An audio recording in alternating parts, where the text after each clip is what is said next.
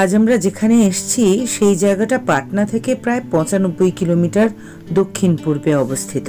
প্রাচীন ভারতের মগধ রাজ্যে অবস্থিত একটি খ্যাতনামা মহাবিহার, যার নাম ছিল নালন্দা। খ্রিস্টীয় ৫ম শতাব্দীতে প্রথম কুমারগুপ্ত এর নির্মাণ করান। খ্রিস্টীয় ৭ম শতাব্দী থেকে আনুমানিক ১২০০ খ্রিস্টাব্দ পর্যন্ত নালন্দা মহাবিহার ছিল ভারতের একটি গুরুত্বপূর্ণ উচ্চশিক্ষা প্রতিষ্ঠান। সকাল ৯টার সময় এই মহাবিহারের প্রবেশদ্বার খুলে যায়। ভিতরে প্রবেশ করে টিকিট কাউন্টার থেকে টিকিটটা নিয়ে নিলাম। এবার আমাদের ভিতরে ঢুকে দেখার পালা। ১২০০ খ্রিস্টাব্দে মোহাম্মদ বখতিয়ার খিলজি এই মহাবিহারে এসে মহাবিহারকে লুট করে তাকে ধ্বংস করে তার সমস্ত পুঁথিপত্র জ্বালিয়ে দিয়ে চলে যান। গাইড না নিলে এই জায়গাটার সম্বন্ধে জানা সম্ভব নয়। গাইড নেবে ৫০০ টাকা। তবু বলবো একজন গাইডকে অবশ্যই নেবেন, তাহলে এই জায়গাটাকে ভালো করে বুঝতে পারবেন। ध्यान देंगे। मेरा नाम हिंदी समझते हैं ना? हाँ बोलिए, समझते हैं। मेरा नाम संजय कुमार है। मैं नालंदा का लोकल टूरिस्ट गाइड हूँ और आपको नालंदा में स्वागत है। बहुत सारे लोग नालंदा घूमने आते हैं लेकिन नालंदा का मीनिंग से नहीं पता होता है। अगर आपको मालूम हो तो हम सॉरी बोलेंगे, क्योंकि आप हमारे अतिथि हैं और टूरिस्ट ऑलवेज राइट। तो इसका नाम था नालंदा महाविहारा। महाविहारा शब्द है वो पाली लैंग्वेज है, और पहले पढ़ाई होता था पाली में और संस्कृत में, जो कि बुद्धि की लैंग्वेज थी। और नालंदा 2 शब्दों का मेल से बना। तो आप भी नालंदा को डिफिनेशन कर सकते हैं, संधि भी चेक कर सकते हैं। तो पहला वर्ड होता है नालम। नालम का संस्कृत वर्ड है और नालम का अर्थ होता है कमल, जिसको आप लोग पद्म फूल बोलते हैं, जो कि lotus flower symbol of knowledge. और सेकंड वर्ड हो गया दा। दा का अर्थ होता है देना, टू गिव नॉलेज। वह स्थान जहाँ फ्री ऑफ कॉस्ट ज्ञान रूपी दान दिया जाता था, उसी स्थान को नालंदा कहते हैं। नालंदा विश्वविद्यालय ये दुनिया का पहला अंतर्राष्ट्रीय विश्वविद्यालय है जहाँ लोग फ्री में रहते थे और फ्री में पढ़ाई होता था। लेकिन उस समय अपने इंडिया में 3टा फेमस विश्वविद्यालय, पहला तक्षशिला, सेकंड नालंदा और थर्ड विक्रमशिला। लेकिन तक्षशिला में क्या था कि वहाँ राजा महाराजाओं के बच्चे पढ़ते थे, वहाँ डोनेट करना पड़ता था। लेकिन नालंदा में कोई भी बच्चा पढ़ सकता था फ्री में, लेकिन उसके लिए उस समय एडमिशन टेस्ट देना पड़ता था, जो कि एंट्रेंस एग्जाम, और वो गेट कीपर लेते थे। गेट कीपर वर्ड के लिए सॉरी, वो स्कॉलर पर्सन होते थे।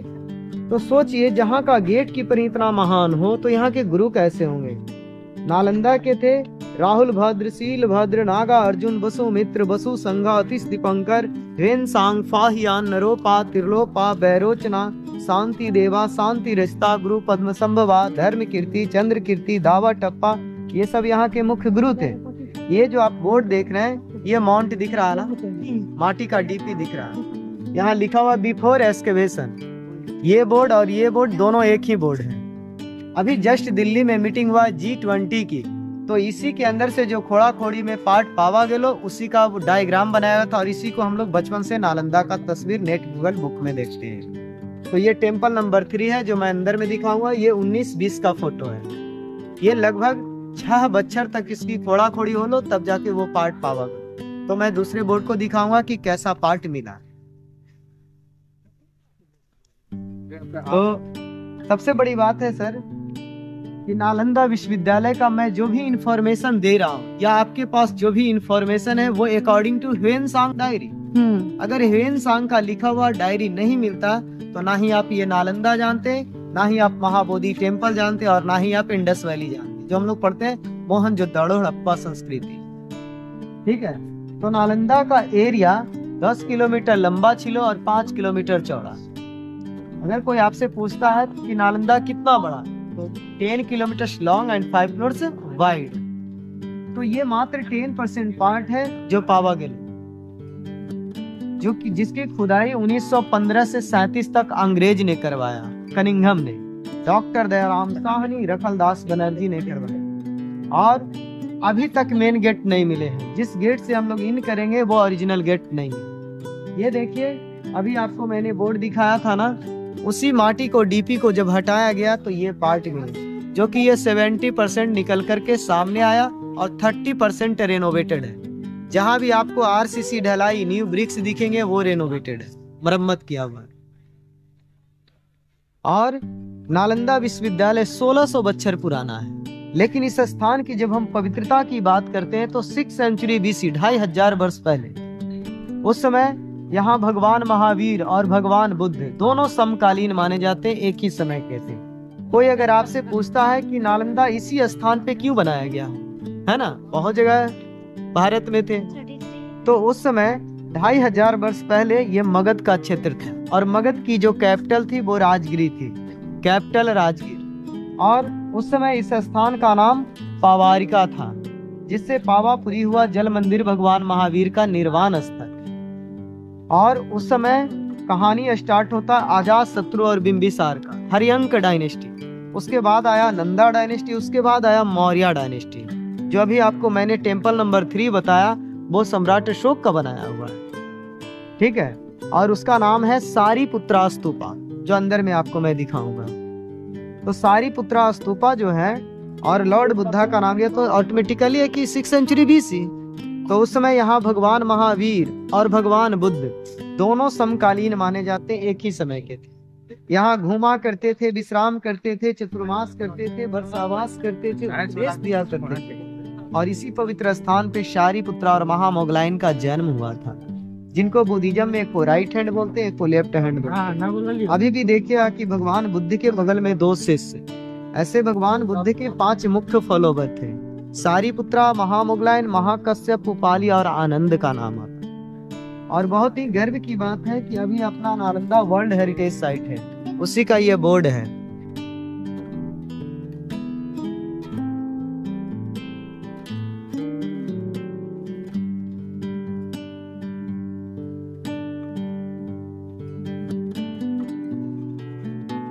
क्लियर?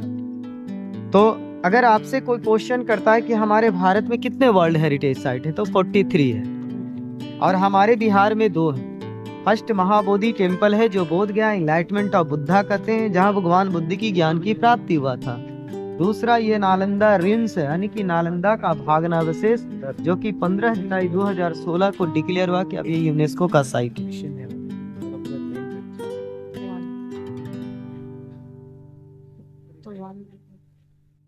उस समय इंफॉर्मेशन कोई आपसे पूछता है या हमसे पूछता है कि भारत आने वाला पहला चाइनीज ट्रेवलर कौन था, तो पहला था फाहियान। वो 5वीं शताब्दी में आया था और नालंदा के बारे में कुछ नहीं लिखा था।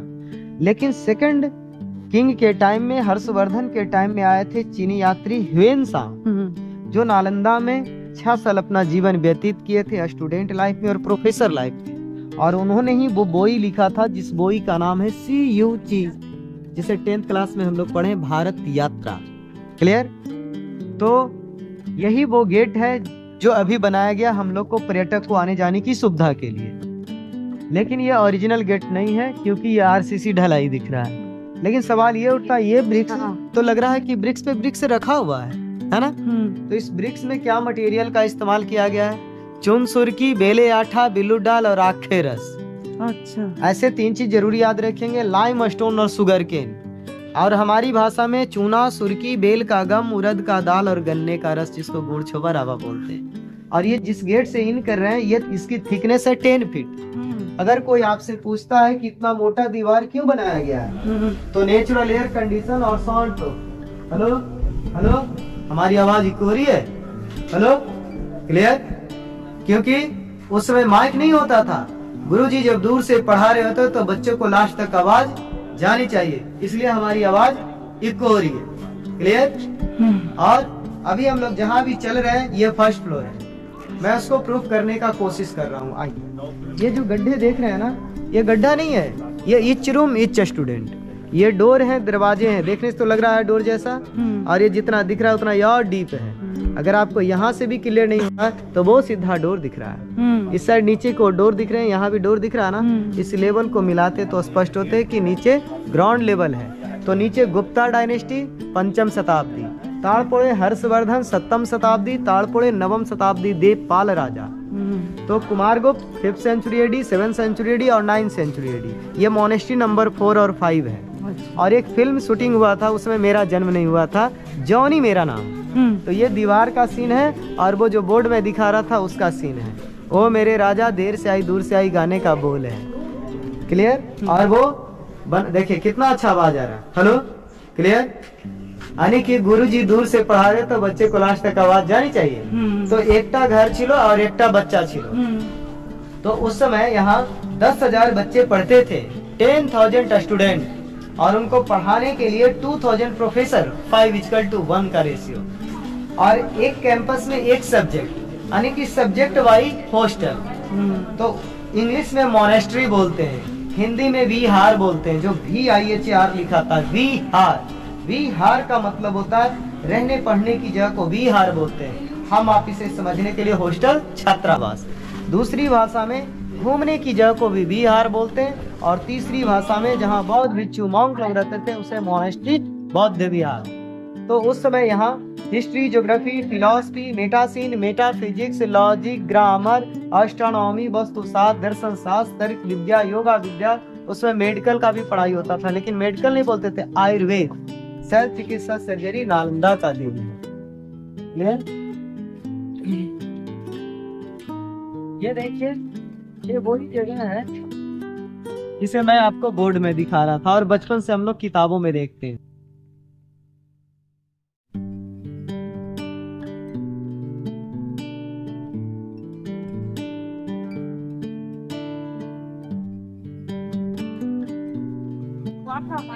ये लेआउट है, यहाँ लिखा हुआ plan of the excavated remains at Nalanda. जो भी खोड़ा खोड़ी में पार्ट पावा गेलो उसी का ये मैप है।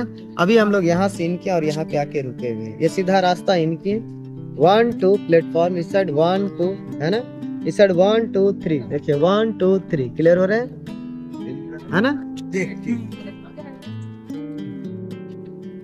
अच्छा क्लियर। 1 2 3 4 5। अभी आपको मैंने ग्राउंड लेवल बताया, 4 और 5 एक में, 6 7 8 9 10 11, 10% में 11 मोनेस्ट्री, जिसे मैंने अभी समझाया सर। ये एक एक टा घर, एक एक टा बच्चा। ये ओपन एरिया जहाँ वो लोग स्टडी करते थे, ये गुरु स्थान, ये स्टूडेंट, और ये वाटर वेल जहाँ से जल। ये दो देख रहे हैं हर हॉस्टल के फ्रंट पे, टेम्पल, टेम्पल की सारी मूर्तियां, म्यूजियम।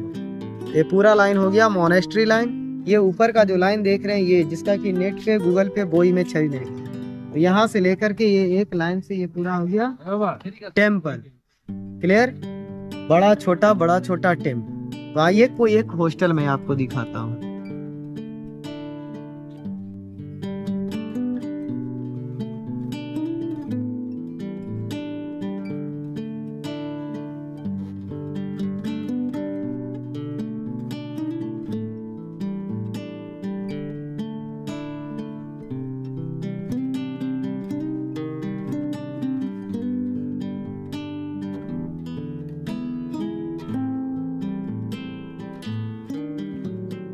ये हॉस्टल में अंदर जाने से पहले हम लोग प्रे करते हैं। यहाँ ठाकुर मूर्ति,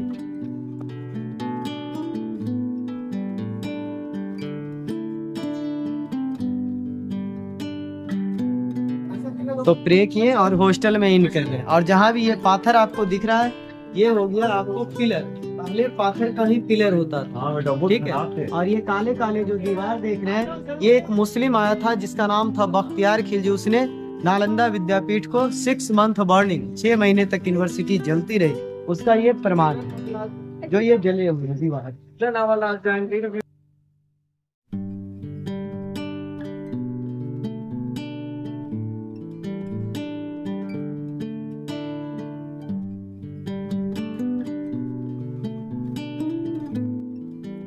और ये बाथरूम है, ये दो एक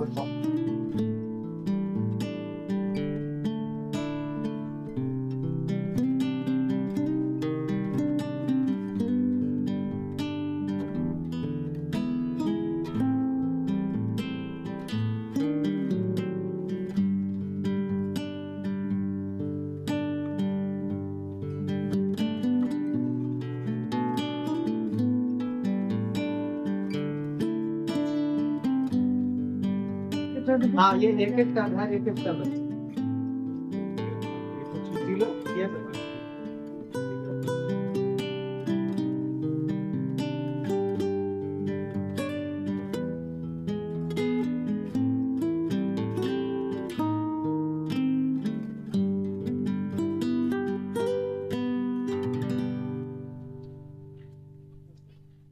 तो इसके नीचे गुप्त जुग छिलो।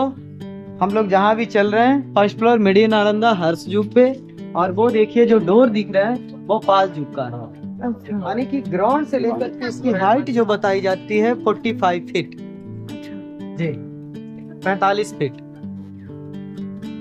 और कमरे की दीवार की जो थिकनेस है वो 6 फीट है, और कमरा 10 बाई 10 का है। और ये कुलुंगी दिया आला के लिए, हाँ, क्योंकि उस समय इलेक्ट्रिक नहीं होते थे सर, तो दीपक के लिए। ये कब बना? ये अभी का है सर, 60-61 में रेनोवेटेड है सर, ये धरोहर बचाने के लिए। इसका अंदर घुसा गया इसके, हाँ, इसके अंदर में स्लिप डाला गया सर। ये माटी से पूरा कवर्ड था ना, वो माटी को हटाया गया और इस तरह से स्लिप डाले गए।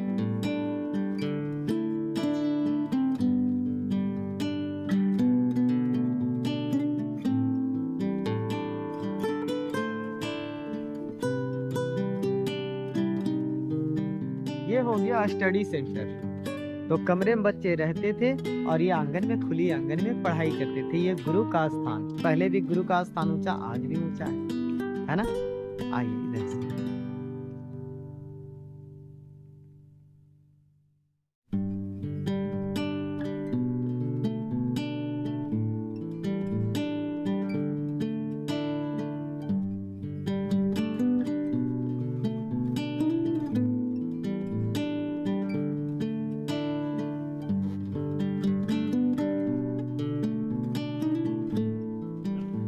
यहाँ पे लेवल काट के दिखाया गया है। नीचे गुप्त युग, ये हर्ष युग, जिस युग पे हम लोग चल रहे थे, है ना, फर्स्ट फ्लोर। और वो सीढ़ी के ऊपर पाल युग, लग रहा है कि हम लोग डाउन में हैं। और वो वाटर वेल हो गया, जहाँ से हम लोग जल इस्तेमाल करते थे।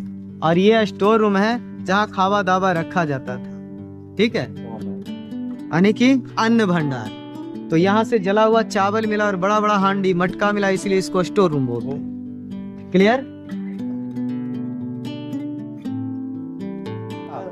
देखिए, चंद्रमा का लाइट पड़ता था। ये स्टोन जो देख रहे हैं, ये पाथर, ये माई का स्टोन है। ईस्ट और वेस्ट में 2 स्टोन है। यह एक सिस्टम से सेट था, इस पे सनलाइट पड़ती थी और ये मंदिर को और ये आंगन को प्रकाशित करता था। कह सकते हैं कि आज से 1600 बछर पहले उस समय भी हमारे यहाँ लाइट रिफ्लेक्शन था, जस्ट लाइक मिरर सिस्टम भी कह सकते हैं। लेकिन अभी इसका इस्तेमाल हम लोग किस चीज में कर रहे हैं? सोलर प्लेट में कर रहे हैं, आयरन में कर रहे हैं, जो हम लोग को प्रकाश का प्रवर्तन नियम पढ़ना भी है, सोलर पैनल, है ना। और अभी जैसे घड़ी में रेडियम होता है ना, कि कुछ देर तक लाइट उस पे डालते हैं तो कुछ देर तक वो ग्लो करता है, उसी तरह से ये ग्लो करता था, रिफ्लेक्ट करता, लेकिन इसे सोलर प्लेट नहीं कहेंगे, ये just like mirror system. Clear?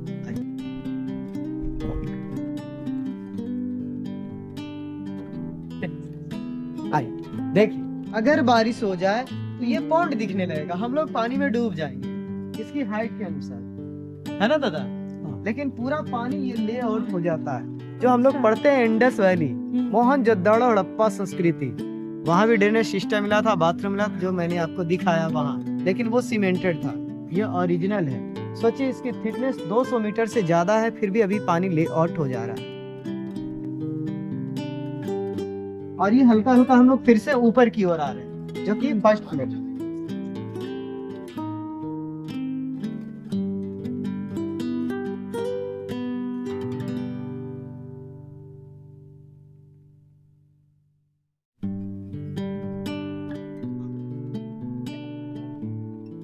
लग रहा है कि हम लोग स्टेज पे चढ़े हैं।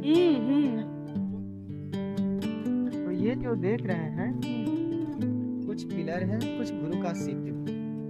ये पाथर ऐसा पाथर है कि ये हिट नहीं होता है।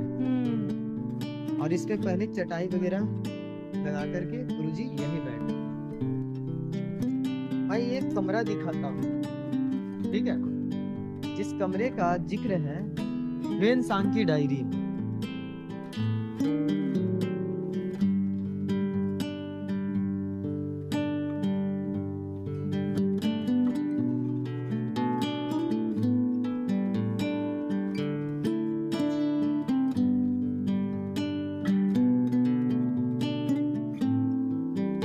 ये कमरा है, अच्छा, जो हेन सांग के डायरी में मेंशन था। अच्छा, कि ये हेन सांग का कमरा है और ये गुफा जैसा है, कैब है। हाँ, इसके अंदर में वो मेडिटेशन करते थे।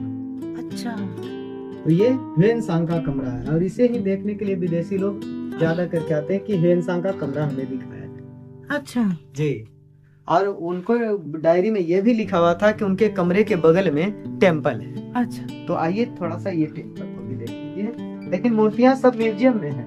हाँ। म्यूजियम में जले हुए चावल है, अच्छा। हांडी है, औजार है, ब्रश है, बुद्ध देव की मूर्तियां, विष्णु का है, शंकर का है, पार्वती का है, गणेश का है, नाग देवी का मूर्ति मिला है 13 मार्च 2022 को। अच्छा, लास्ट ईयर। जी। और 4 जनवरी को भी मिला है 2023 में 2 बुद्धा का मूर्ति। यानी कि आसपास अभी भी लोग घर बनाते हैं या कहीं पौंड खुदाई होता है, कुछ न कुछ नालंदा का पार्ट मिलता है। तो ये देखिए, यहाँ पे भगवान की मूर्तियां थी और इस कैंपस के बच्चे यहाँ आकर के पूजा पाठ नमन करते थे। तो ये मंदिर हो गया। अच्छा। ये अलग दिख रहा है, सिंहासन जैसा भी दिख रहा है। तो ये टेम्पल हो गया। हाँ, एकदम। अब लास्ट में हम लोग चलेंगे वो टेम्पल नंबर 3 के पास। अच्छा। जो मेन टेम्पल जिसे हम लोग बचपन से देखते आ रहे हैं। हाँ हाँ हाँ।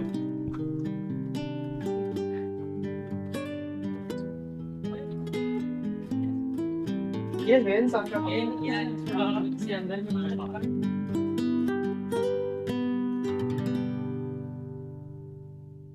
उस समय यहाँ 3 बड़ी बड़ी पुस्तकालय था, लाइब्रेरी, जो अभी तक नहीं मिला है। रतन रंजक, रतन सागर और रतन दरी, जहाँ 9 मिलियन बुक्स थे, 90 लाख किताबें थी। और अभी हम लोग जो पढ़ाई करते हैं ना, पेन, कागज, कलम, डायरी से, लेकिन उस जमाने में पढ़ाई होता था भोजपत्र और ताम्रपत्र, जो ताल पाता है, क्योंकि सुनौली 6 महीने तक चले।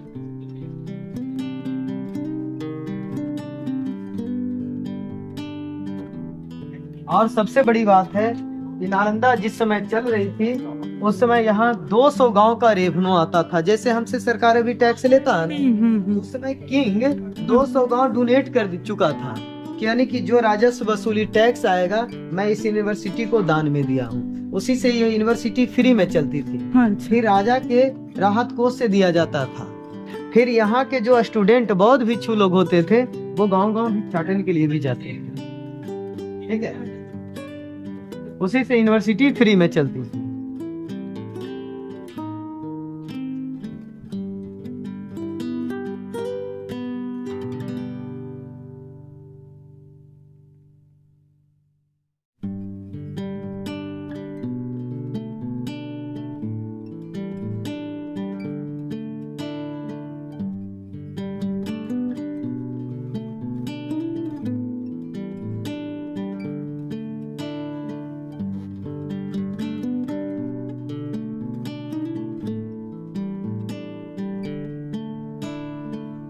ये असेंबली हॉल है, असेंबली हॉल, कॉन्फ्रेंस हॉल, इसे प्रेयर स्थल भी कहेंगे। और यहाँ से देखिए भगवान की बहुत सारी मूर्तियां भी दीवारों में दिख रही है, लेकिन अभी लेबर लोग इसको साफ सफाई काम के लिए, ताकि ये सुरक्षित रहे। और यहीं से लोग नमन करते थे, पूजा पाठ करते थे। और वो जो देख रहे हैं ना, सीढ़ी के ऊपर टेम्पल, सीढ़ी के नीचे देखिए सेमी सर्कल, धनुष जैसा शेप, वो पहले राजा का प्रतीक चिन्ह है, जिससे यह साबित होता है कि नीचे का लेवल हम लोग हाइट पे खड़े हैं।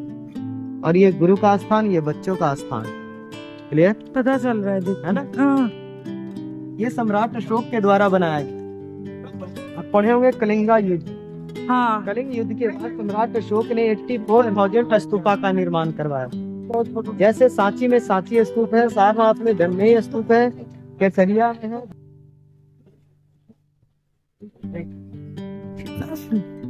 मैंने बताया कि सम्राट अशोक ने 84,000 स्तूपा का निर्माण करवाया था।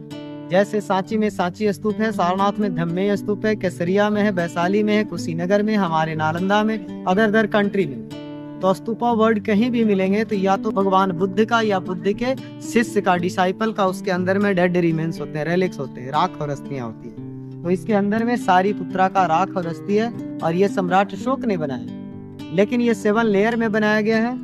तो मैं 3 लेवल आपको दिखाता हूँ सीढ़ी के माध्यम से। ये पहली सीढ़ी सबसे नीचे दिख रहा है ना, ये कुमार गुप्त का है, पहला राजा, लेकिन इसके अंदर जो ओरिजिनल पार्ट है वो सम्राट अशोक का है। ये दूसरी सीढ़ी हर्षवर्धन का है, हर्षयुग।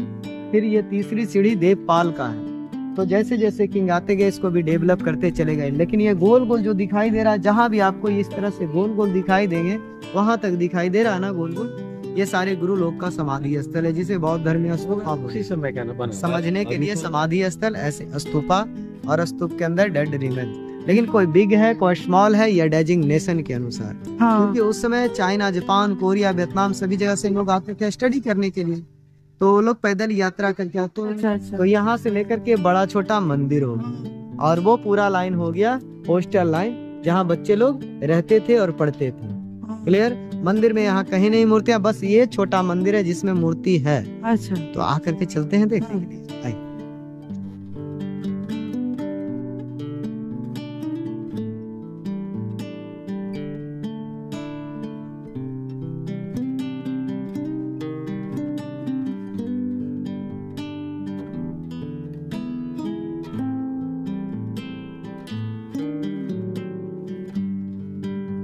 सर, ये मंदिर में बुद्धा का मूर्ति, ये हल्का बड़ा मंदिर है सर, है ना, और ये और बड़ा मंदिर जिसपे माटी का डीपी दिख रहा है। हाँ हाँ। मंदिर के ऊपर कहीं चढ़ना ये क्या इसको अलग से बनाया या छोड़ दिया है? एक्सकेवेट नहीं किया है? दिया गया है, वो एक्सकेवेट नहीं किया गया है जी। हाँ, ताकि आपको लगे कि सही में हाँ हाँ।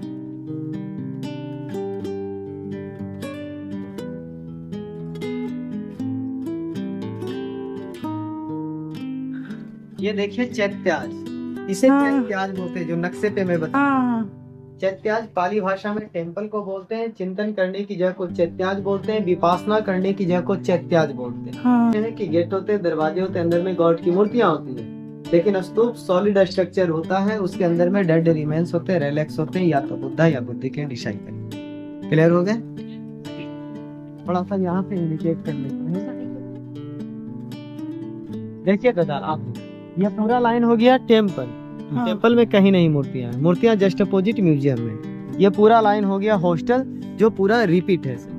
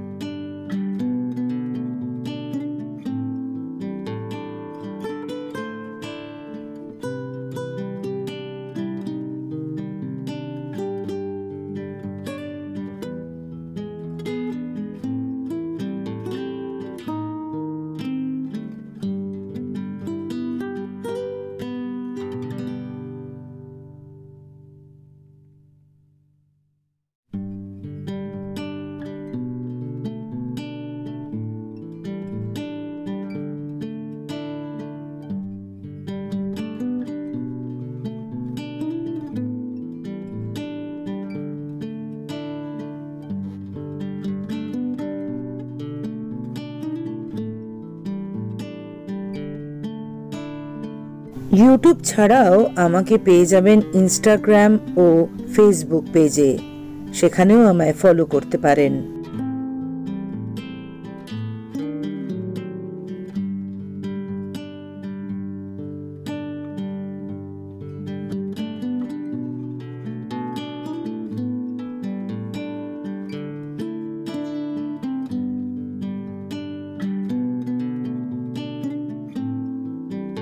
কোনো কোনো জায়গায় বেড়াতে গিয়ে আরো বেশ খানিকটা সময় কাটিয়ে আসতে ইচ্ছা করে।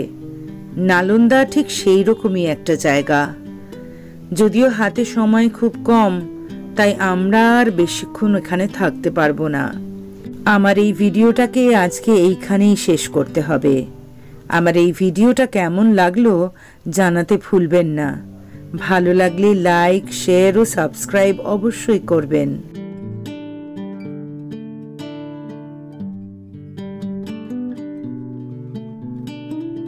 আবার দেখা হবে পরবর্তী পর্বে। সেই পর্বের অপেক্ষায় থাকুন, সঙ্গে থাকুন আর ভালো থাকুন।